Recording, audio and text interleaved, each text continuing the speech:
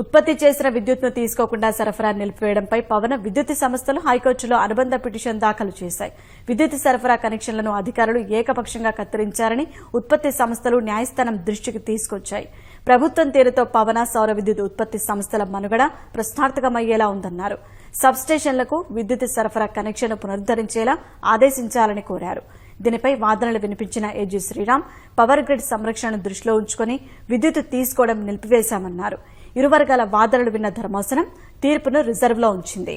వైకాపా మాజీ ఎమ్మెల్యే విశ్వేశ్వర్రెడ్డి కుమారుడు ప్రణయ్ రెడ్డి తన అనుచరులతో దాడులు చేస్తున్నారని రెన్యూ పవర్ సంస్థ భద్రతా అధికారి శ్రీనివాసులు జిల్లా ఎస్పీ ఫకీరప్పకు ఫిర్యాదు చేశారు. అనంతపురం జిల్లా ఉరవకొండలో రెన్యూ పవర్ పవన విద్యుత్ ఉత్పత్తి కేంద్రాలను ఏర్పాటు చేసింది. ఉరవకొండతో పాటు కర్నూలు జిల్లాలో పలు ప్రాంతాల్లో విధులు నిర్వహిస్తున్న సిబ్బంది కోసం అద్దె వాహనాలను తీసుకున్నారు. వైకాపా మాజీ ఎమ్మెల్యే విశ్వేశ్వర్రెడ్డి కుమారుడు ప్రణయ్ రెడ్డి అనుచరులు రెన్యూ సంస్థలో అద్దె వాహనాలు పెట్టారు.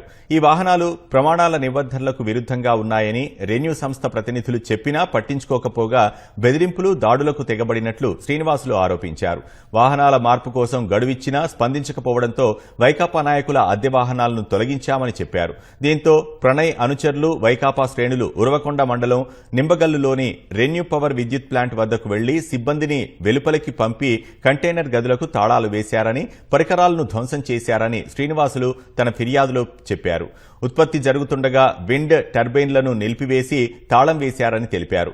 ఎస్పీ ఫకీరప్పను స్వయంగా కలిసి ఫిర్యాదు ఇవ్వడంతో పాటు ఫిర్యాదు కాపీలను రాష్ట్ర ప్రభుత్వ ప్రధాన కార్యదర్శికి, రాష్ట్ర డీజీపీకి కూడా పంపారు. ఎస్పీ ఆదేశాలతో ఉరవకొండ సీఐ హరినాథ్ ఇరుపక్షాలను పిలిపించి సమస్య పరిష్కరించామని చెప్పారు. ప్రాజెక్టు వాళ్ళు కరెంటు దాని విషయంగా, ఉత్పత్తి విషయంగా విండ్ ఏర్పాటు చేసినారు.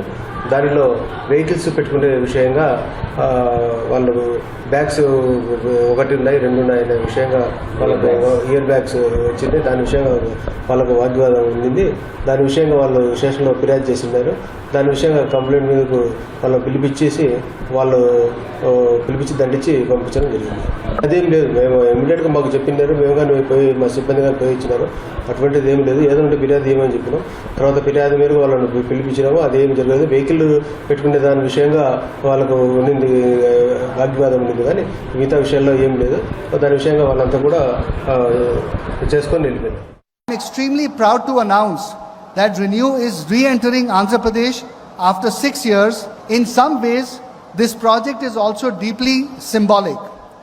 It marks the return of a leading renewable energy developer like us and others to Andhra Pradesh after a 5-year hiatus. According to the Power Sector White Paper, no renewable capacity was added between 2019 and 2024. But today, we turn the page. With the new policy and visionary leadership in place, Andhra Pradesh now offers a bold, stable and forward-thinking environment for long-term green infrastructure investment.